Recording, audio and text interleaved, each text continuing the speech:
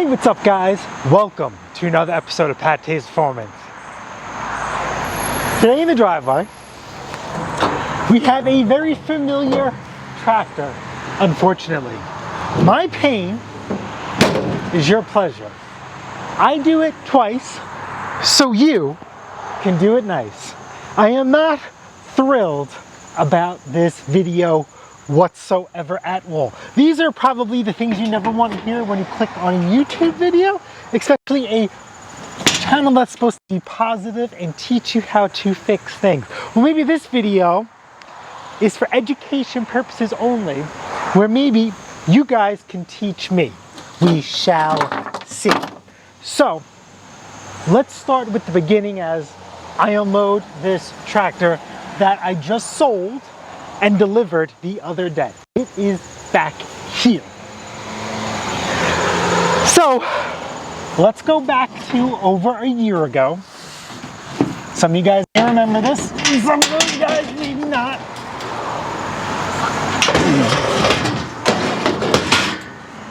I sold the tractor to a guy who actually bought a snowblower from us years ago, the Hemi Swap Boy.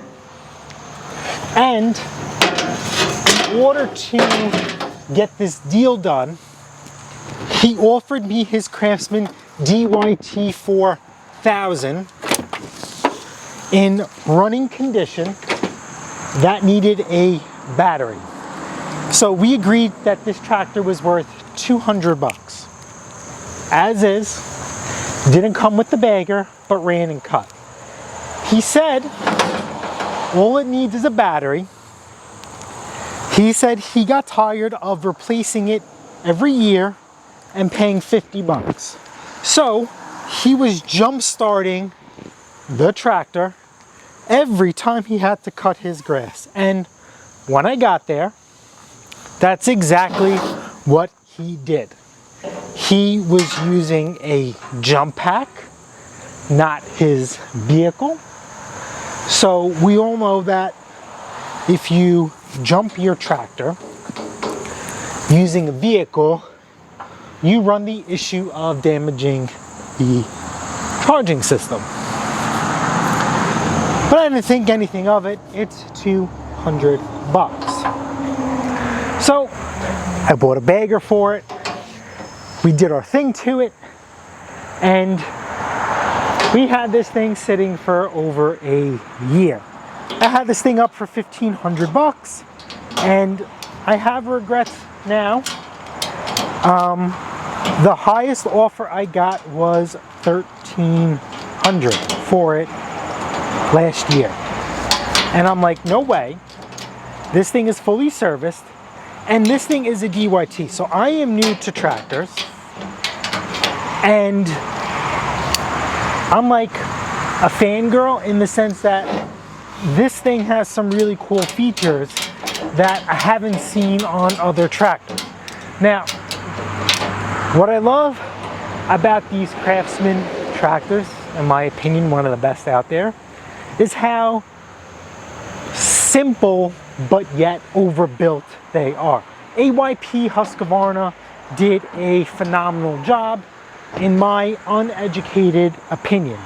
But what really gets it for me is the decks, that they really set themselves above the rest compared to John Deere, your MTD, your Cub Cadet. These are all observations that I make. The thick, heavy duty 12 gauge steel. The ability for not two, but quad anti-scalp wheels. As you guys know, I am a lawn care nut, so stuff like this is important to me. On the DYT, you actually have a fifth anti-scalp wheel in the front dead center, which also makes it very easy that when you pull the deck off, it rolls around. Again, I really do believe this is the best. Now, as you guys know, that if we do ever leave Cuba Hill and I get the land and the property that I want, don't zoom on this. This is this kid-friendly channel. Just give it a couple of strokes. Eye contact with the camera is very important. All right, let's give it a little scoot.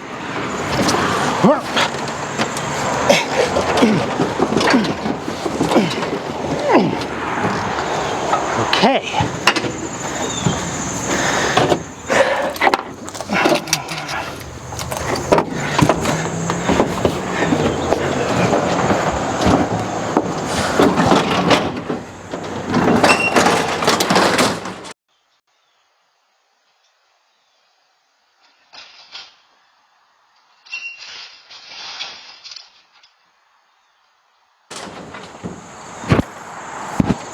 That was not supposed to happen.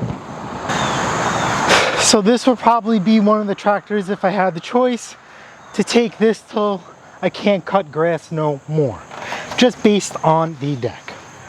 So anyway,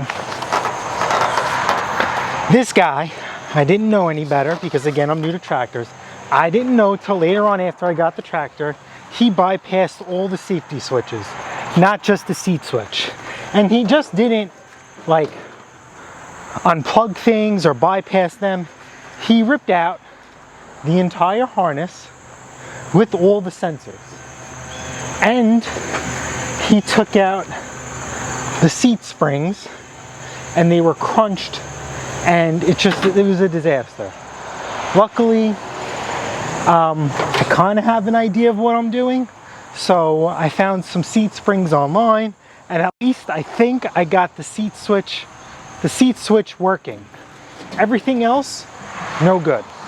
Bypassed. Oh, and I'm not sure if this is PTO related or if this is a safety thing. If you shut the mower off and you leave the PTO engaged, the tractor will not start. So anyway, we've had this tractor for over a year. And even though I've had it for over a year, you guys know that I'm a big fan of when things sit, they turn to SHIT. So even though we've had this thing over a year, I have still made it my mission to start the tractor, run it around, and engage the blades, which it has. It has never given me an issue. Now, of course, the missus and I, we go away to celebrate our 11-year wedding anniversary. And the individual sends me a deposit to buy this tractor. Actually, we sold 3 tractors when we came back. This was one of them. So this was going to be the awesome ending or the great beginning of a new start. And we'll talk about this season in another video later down in the day. Customer states, while he's cutting the grass, the tractor died and the tractor would not start. Then he switches it up and says, hey, the tractor was running great. He got thirsty. He shut off the tractor. Gets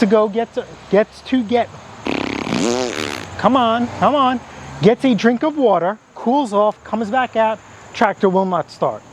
So then he starts playing with things. He gets the tractor to start, and now the blades won't engage. So I'm gonna post some screenshots of our conversation. And originally I thought he was uneducated and that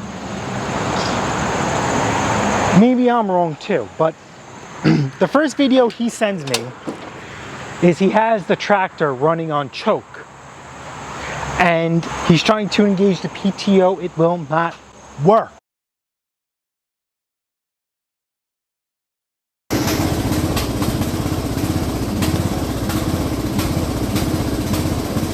So I says, hey man, listen, how about this? Let's circle back. How I think PTO works. PTO, an electric PTO is electric powered, and it runs off the battery. If the battery drops below a certain voltage, you will not be able to engage the PTO. So the alternator needs to charge up the battery. Once it reaches a certain voltage, your PTO will work. If your lawn tractor dies while the PTO is engaged, you have an electrical issue in the sense that the stator, alternator, or the current is not charging up the battery to keep enough voltage for the PTO. So that's what I told him to do, and it worked. He ended up cutting his grass, but he was still annoyed. So he finished cutting the grass, let the tractor sit, goes to start it up, PTO will not work.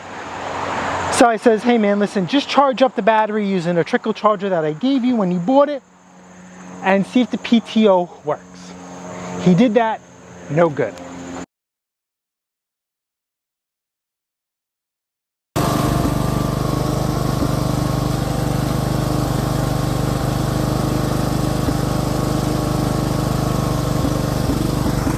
So, had to go back out there. I swapped him out with another tractor that we had. He actually paid the difference, and we are here back with it. Now, he wants this tractor, but I told him since he is so far away, it's not happening. I don't care if you want to pay me a delivery fee. Again, it's not, I'm just not doing it. So he had a choice, because when I got there, the tractor fired right up, the PTO would not work. I idled up the tractor, maybe about a minute or two, could be even less than that. Engaged the PTO, it was beautiful. So I said, listen man, you got two choices. I sold this tractor to you for $1,300 delivered. This new tractor, that's not as nice, is $1,500. You have a $200 difference to try and get this thing repaired. Not by me. It's not happening. I'm not making the trip out there again. No way. Or you take that one, the 2022, and I never hear from you ever again. So then he says, well, what happens if you get this fixed and I want to buy the other one? And I says, I am not taking out the trip again. You're an hour each way. If I hit traffic, which I did, it pushed me back an hour and a half, 2 hours, just a one-way trip. It's not happening. So the answer is no. So he ended up taking the 2022, and I have a feeling that if I do get this running and post it up for sale, he is going to take it. So again, when I'm thinking about how this system works is I'm thinking that the stator or alternator isn't putting out enough. But what confuses me, as I was explaining this to you guys, is that the guy who had it before me ran the tractor with no battery. No battery. No battery. It was completely empty in there. So now I'm thinking that potentially he just, my luck, that the stator burnt out, or the stator was burnt out, but who is going to sit there and yard test a tractor for 20-30 minutes? You know what I mean? So I'm gonna try and diagnose this and repair it, clean it, and put it back up for sale. So we have been getting more serious into tractors. We don't keep any electrical stuff in stock. We don't sell anything electrical. Speaking of selling, Mrs. and I would like to thank you guys from the bottom of our heart for your support. While we were on vacation, just the way things work out, we surpassed 1,000 items sold. But since we do stuff locally, and some of you guys have been awesome and buying more things, more than one item from us, we surpassed 1,000 prior to that. But it's good to officially see on paper that the government knows we hit 1,000 sales. So thank you guys for all your support. port. All right, let's do brake, engage, fires right up.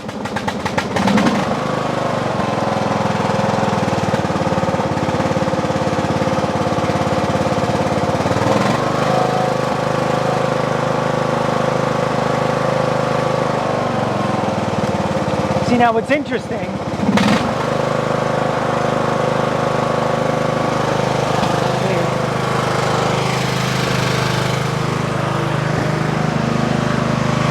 this tractor has a built-in volts gauge, and the volts gauge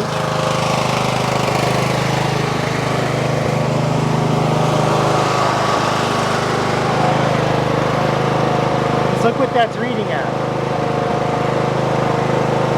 That's not enough. So let's get some distance.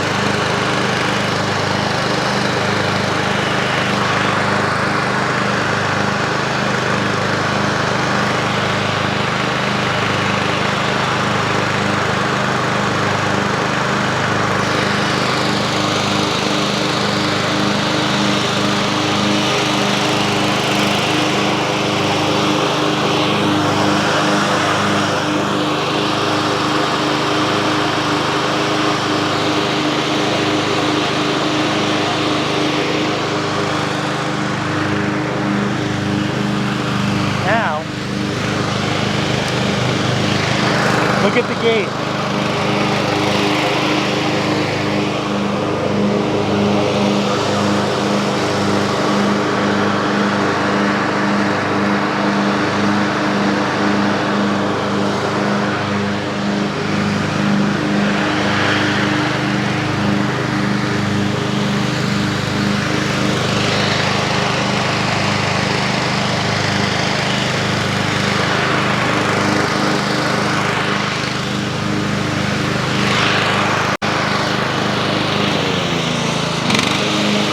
The camera picking that up.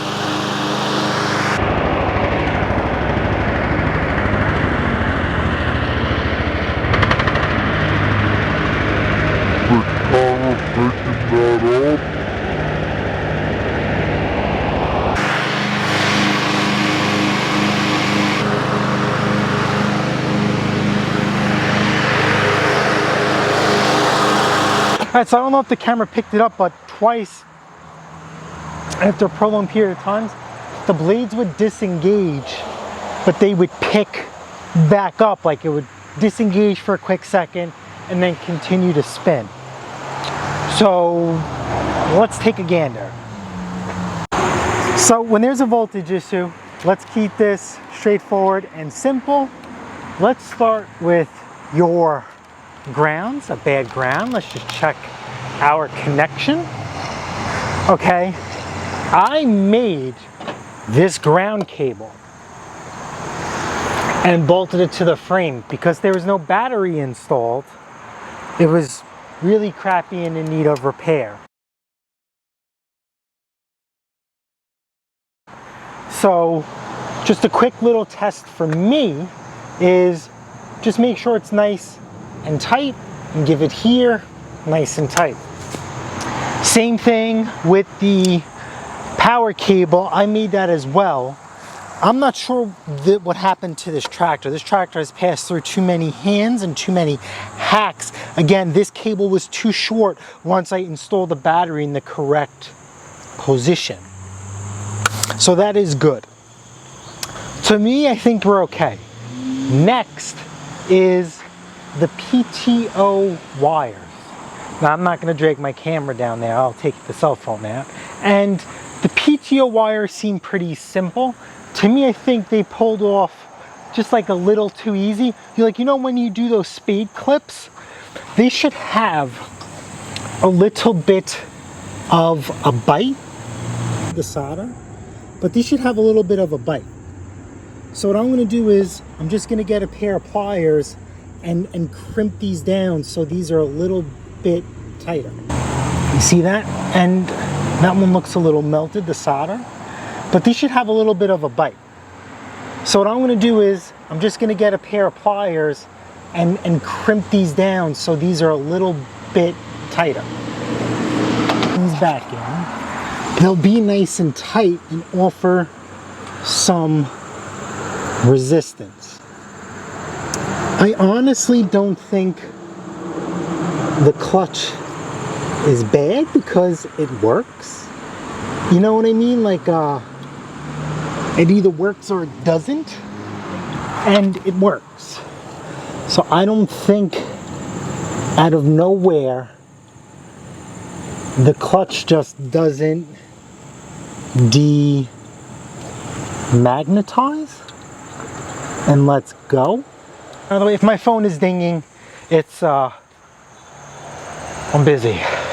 Pat Taste Performance has been doing a lot of repairs this year, more than I ever want to admit.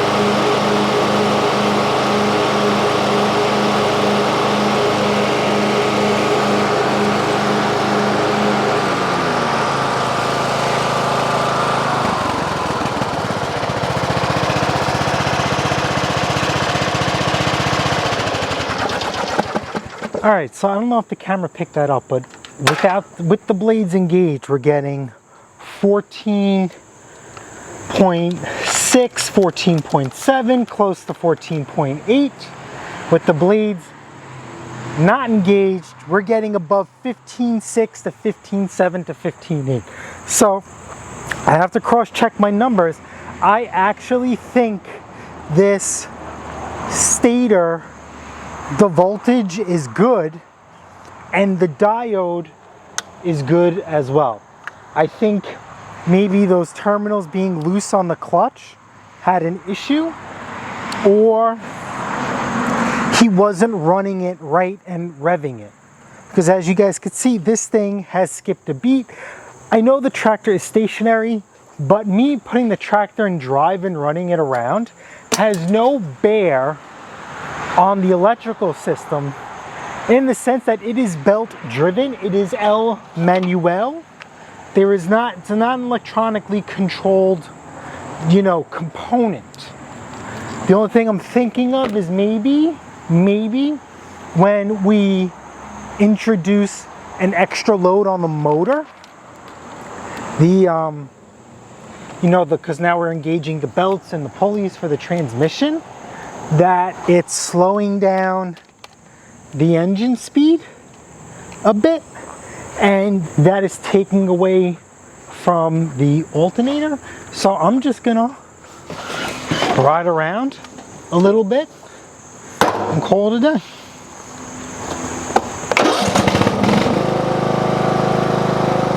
Alrighty, I've never done this before, but I'm gonna cut the grass with this thing. I cannot get this thing to bogger or die down. So, yeah. I'm not gonna bag because you guys know I hate bagging.